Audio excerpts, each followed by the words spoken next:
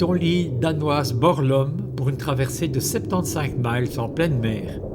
Il y a 3 jours, le départ de cette navigation, Rostock, a été beaucoup moins pétillant.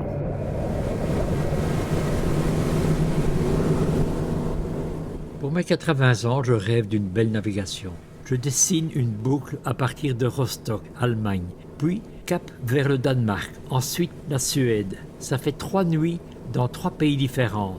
Un challenge me titille. Passer une nuit dans une marina polonaise, pour moi c'est tout à fait inédit. Mais est-ce qu'on va y arriver ? Le slipway de la marina de High Dune de Rostock n'est pas pour nous. Trop chic, trop cher, le prix du parking est vraiment prohibitif. Tout au fond du chenal, grâce à une rampe naturelle plutôt boueuse, mais libre d'accès, nos 3 bateaux sont à l'eau.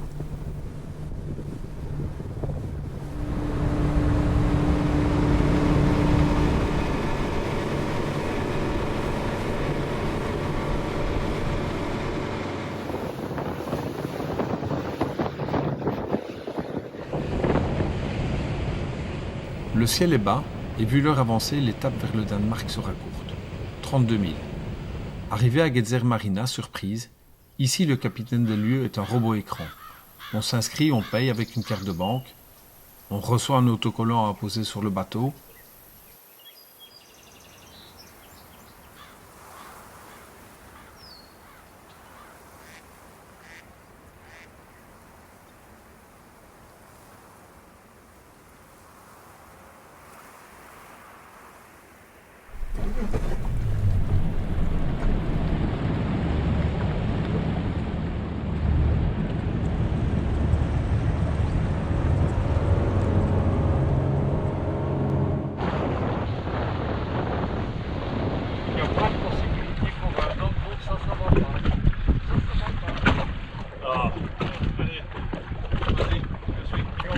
Oui, mais vas-y, pousse devant.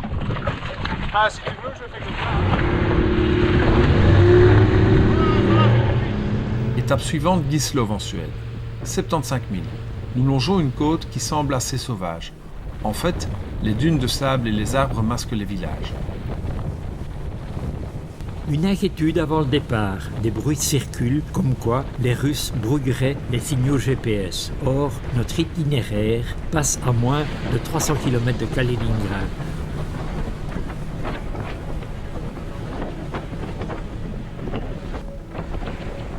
Nos bonnes conditions de navigation ne doivent pas nous faire perdre de vue que tout peut changer très rapidement. En 2009, le mauvais temps m'a bloqué 2 jours à Gedser. En septembre 1994, et nous sommes en septembre, pendant une violente tempête, un ferry de 157 mètres d'Estonia a fait naufrage. Et 989 personnes à bord, seules 137 ont pu être sauvées. 3 d'entre nous doivent prendre le travail la semaine prochaine. Ce serait mal vu d'être bloqué plusieurs jours. Notre navigation doit être menée tambour battant.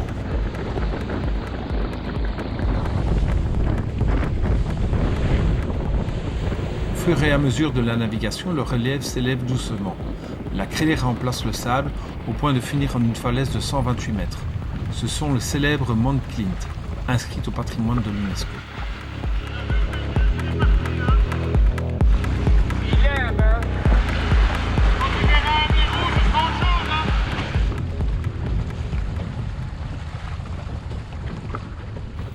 Nous faisons un petit crochet pour croiser le ferry Teleborg-Rostock.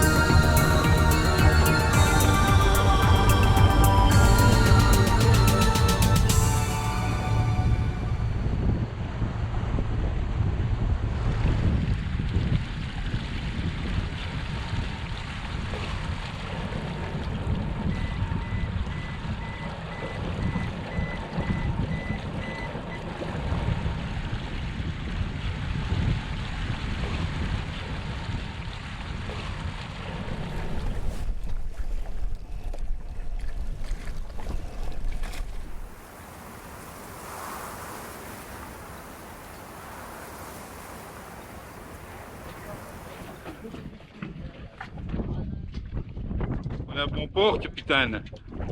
Ce fut rude, mais bon, le vent était contre nous, tout était contre nous, mais nous y sommes arrivés.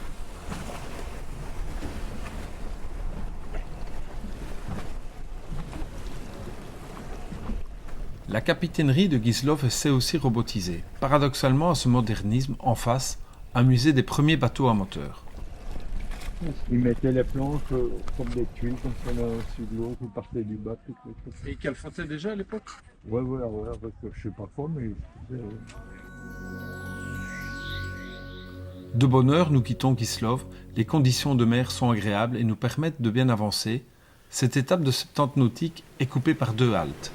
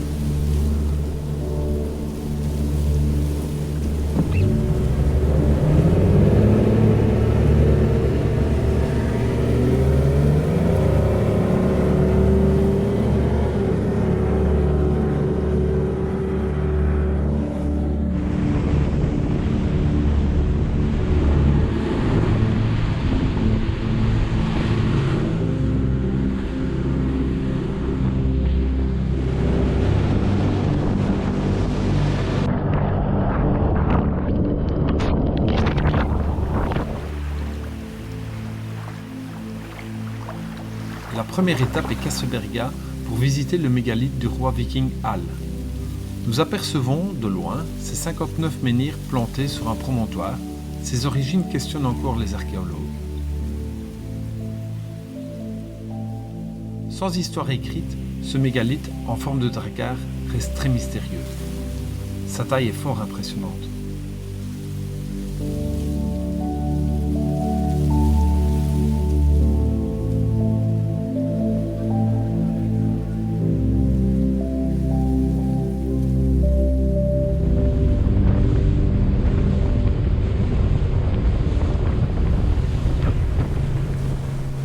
Dominique pour Jean-Pierre. Écoute Jean-Pierre, Est-ce que la vitesse convient pour toi? À toi? oui, moi c'est bon, on peut même monter un petit peu au-dessus de 20 heures si ça t'arrange. Comme tu veux, on avance.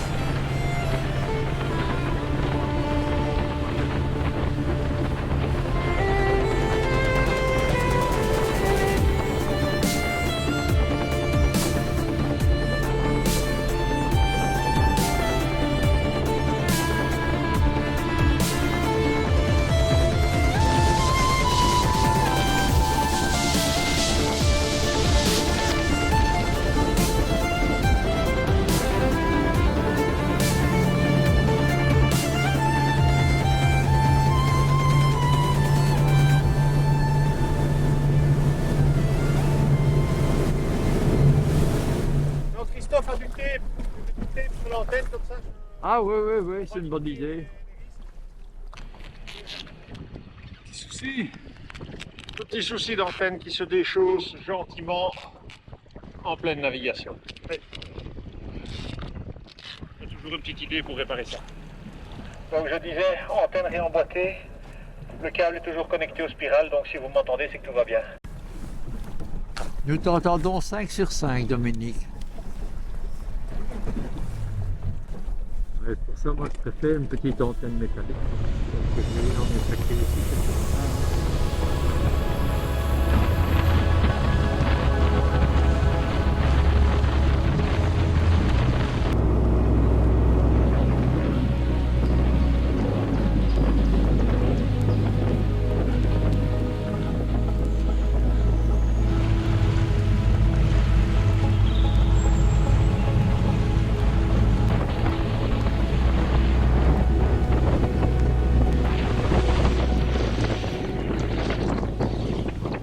La deuxième étape sur l'île danoise de Bornholm est choisie pour faire un appoint d'essence. Tegehavn est parfait pour cela.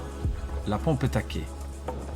Le plein fait, nous patientons pour laisser le temps à un flamboyant bâtiment militaire danois d'accoster. La manœuvre est parfaite, millimétrée. Ensuite, nous repartons à la recherche d'une marina plus cosy pour la nuit. L'île n'en manque pas. Un peu plus loin, l'Easthaven nous accueille.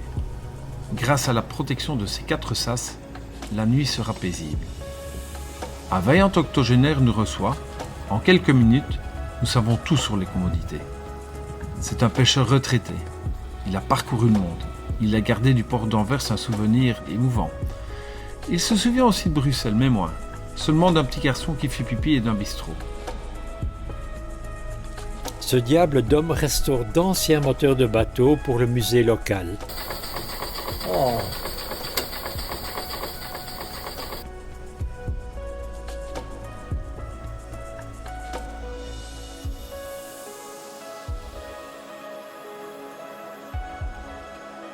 Cette nuit, Yves et JP dormiront à terre, sous ce auvent.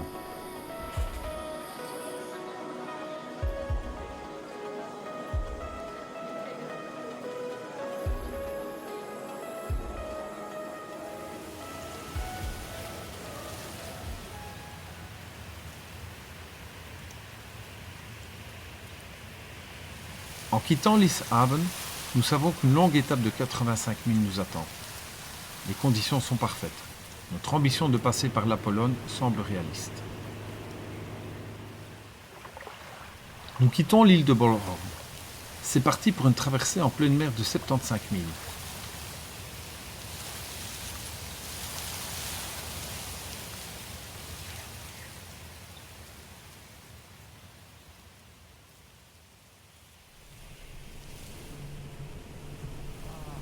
Pour moi, ces longues navigations vers le nouveau, l'inconnu, ont quelque chose d'envoûtant, presque hypnotique.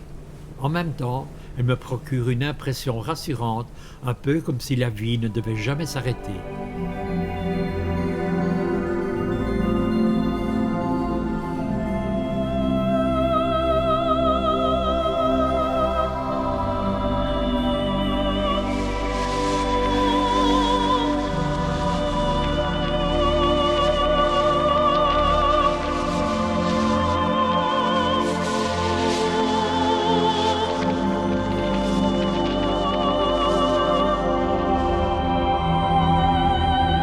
En fin de journée, heureux de notre traversée, nous entrons dans le chenal de Laswina.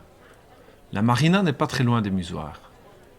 À notre arrivée, nous sommes accueillis par un homme, puis un autre. C'est sympa, un peu à l'ancienne, mais il y a tout ce qu'il faut. Ici, ce sont les zlotys qui ont cours. Les tarifs sont très raisonnables. Le seul resto de ce raid sera pris dans la gargote de la marina. Les moustiques aussi se régalent, mais c'est nous qui sommes au menu.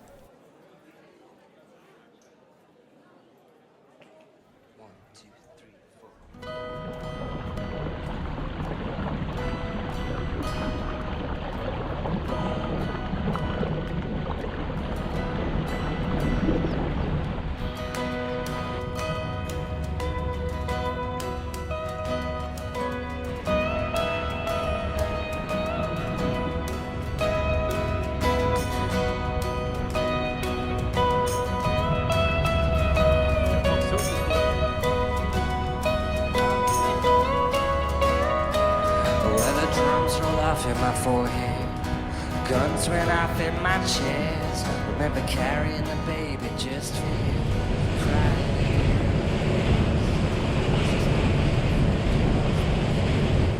Une navigation de 35 000 entre les hauts fonds, les stockages sous-marins de munitions, les chenaux étroits mais bien balisés, est parcourue sans encombre pour atteindre Peenemünde.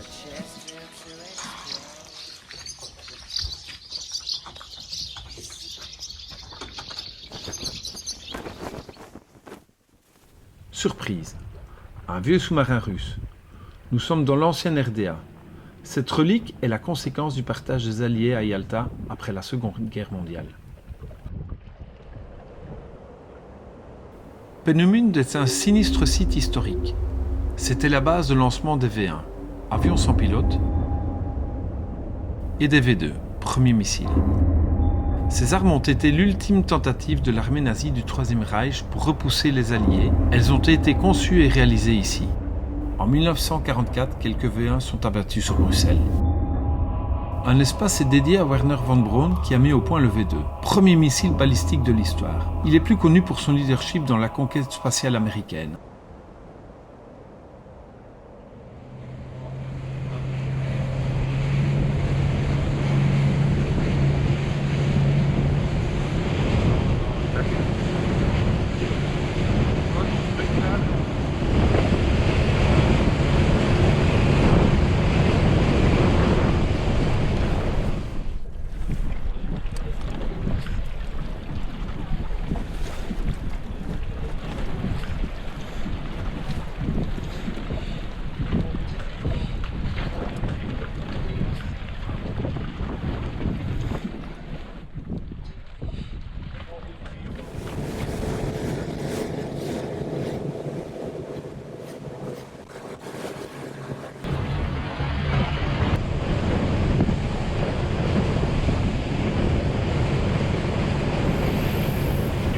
L'hôtel de Barhof, anciennement au lieu de villégiature des dignitaires de la RDA, a conservé une atmosphère particulière. Aujourd'hui, tous les habitants peuvent y venir librement.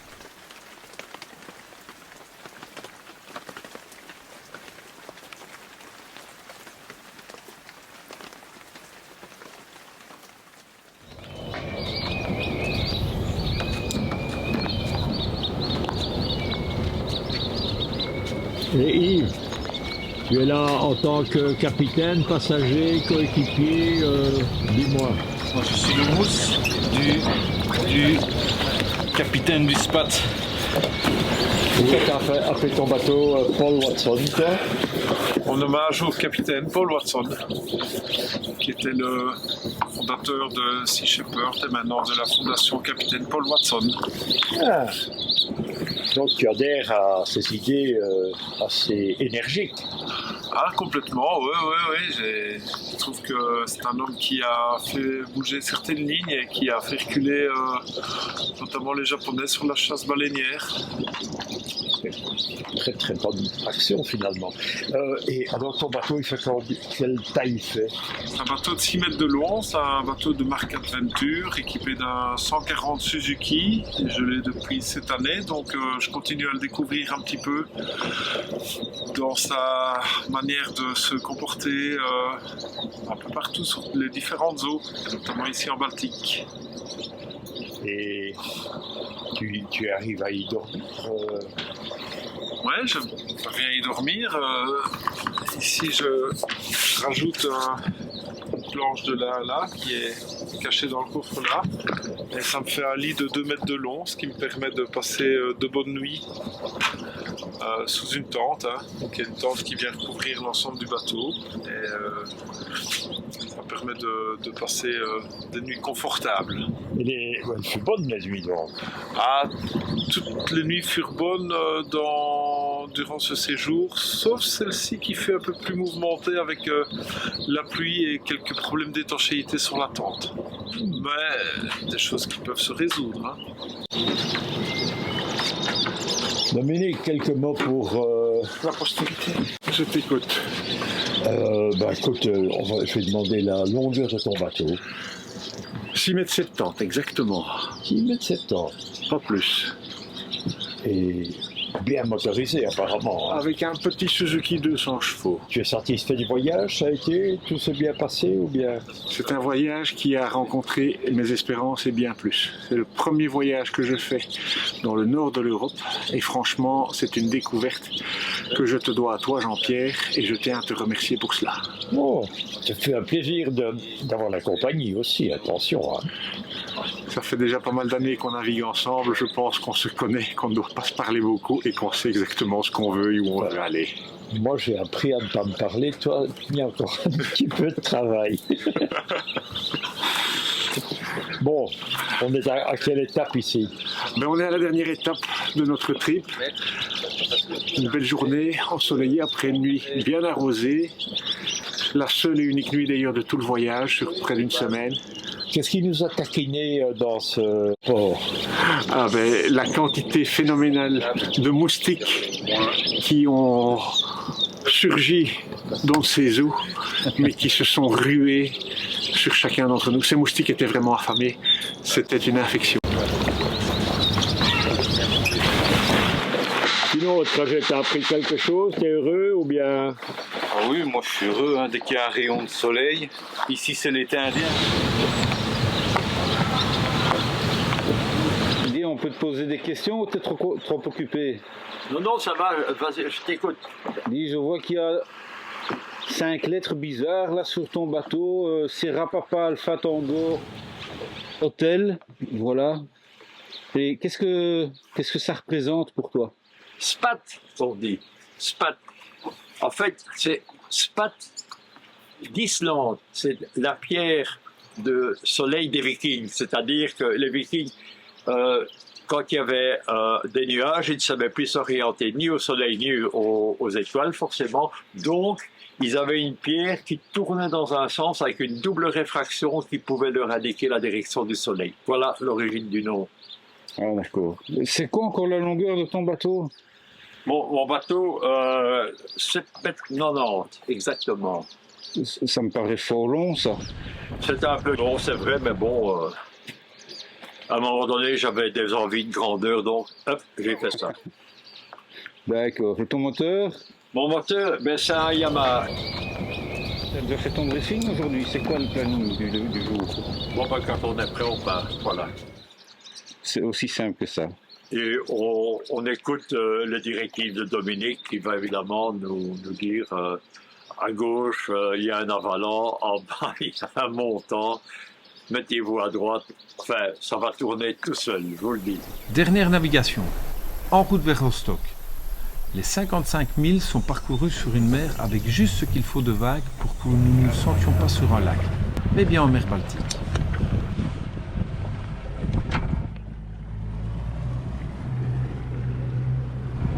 Jean-Pierre pour Dominique, over.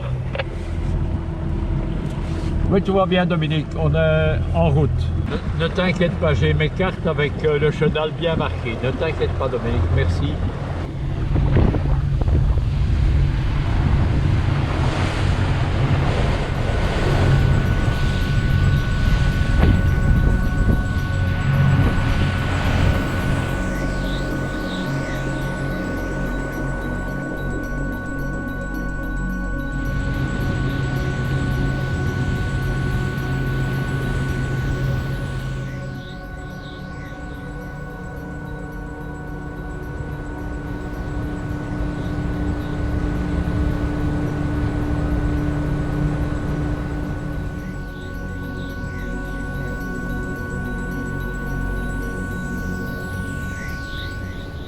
Nous arrivons à notre rampe de sortie d'eau début de l'après-midi.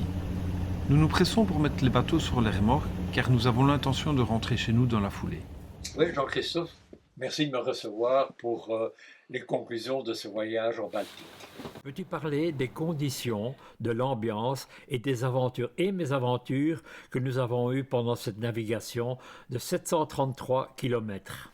Grâce aux bonnes conditions qui se sont enchaînées, nous avons pu faire une belle navigation. Les relations humaines entre nous ont été bonnes. Il y a eu juste 2-3 petits incidents techniques, mais qui ont été vite circoncis.